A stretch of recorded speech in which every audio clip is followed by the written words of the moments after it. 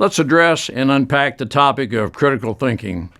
A lot of different ways to think of critical thinking, but I want to leverage my piloting experience with the Air Force in the context of thinking clearly, addressing all of the facts and factors involved in reaching what I call an informed decision.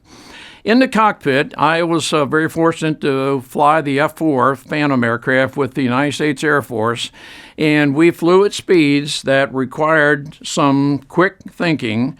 And in that context, we would always have to be able to think ahead and be able to assess what may happen, hoping nothing would ever happen, but we've already thought into it what some various things could happen, such that if anything were in the adverse to happen, we've already thought through it that we can react to that.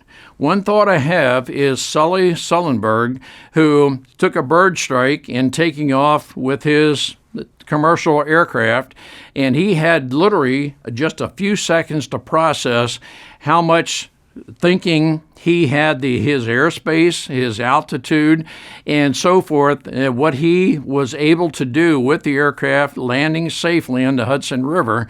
But he was able to think through and very quickly process all of the facts and factors such that he was able to land the aircraft safely with all of the passengers safely in the aircraft. It is that kind of a situation where critical thinking is required to be able to process facts and factors. When we were in the aircraft in combat, as an example, we would always study the target area. We would study the adversary. We would know where our defenses are. We know the other aircraft in the flight. We would fly in what we call a four-ship. I'm simulating two aircraft, which we call a two-ship, and we would have four aircraft flying together, which we call a four-ship. But in the F-4 Phantom, we had a front-seater, a back-seater. We each had visual lookouts for each other, and we knew exactly where the discipline was that we had to look out for each other, such that we were an integrated flight team, and we would know exactly where the adversary is at any given time. We know where to look, and we are prepared mentally, thinking ahead, not knowing precisely what could be out there, but we've already thought, if something does happen, if the adversary comes up, we've already thought it through. We know how we're going to react amongst us. And a part of this critical thinking is we have already thought it through. As a flight lead, when I'm leading, in this case, my hands represent a two-ship aircraft flight or two-ship flight. I am the responsible for all of the aircraft in my flight. You are responsible for you flying the airplane, your talents, and so forth. But I have to be able to think for the entire four-ship. In our case, there was a two-place airplane, 8 people. I am thinking in place of each of the 8 people, with you being able to fly your aircraft, but I am responsible for the safe takeoff and return of each of the 4 aircraft and the 8 people.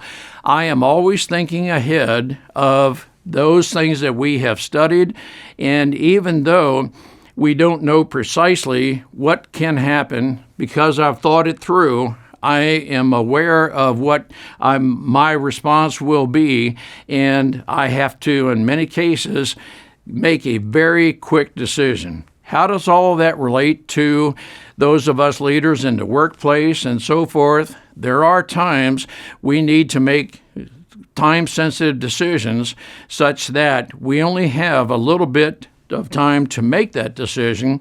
But if I have critically thought through and reached deductive reasoning, knowing the facts and factors involved, I will make an informed decision based on the clear thinking of how to process those facts and factors to reach that informed decision.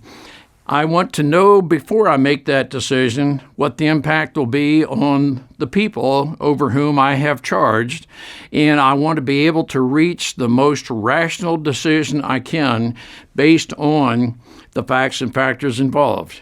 There are times that I'll have more time than others in making that decision, but in all cases, I want to make an informed decision. In some cases, I will have to make that decision in a very compressed time frame. In some other occasions, I'll have the opportunity to have committees or other people make inputs, but I want to know what it is, the inputs that I need to have the facts and factors to consider to reach an informed decision. As a leader, we want to know what those facts and factors are. We want to have a clear thought process such that we have the credibility to lead others. We want to be accountable and responsible for the decision we make. And where I make maybe an irrational decision, or maybe the facts and factors change such that I make a different decision, I want to lead my people to know how I'm thinking, because I want to train them to be able to think critically and to reach an informed decision. Let's work together, and as we help others develop a critical thinking process, we'll be able to help each other reach a very informed decision. Let's work together on this.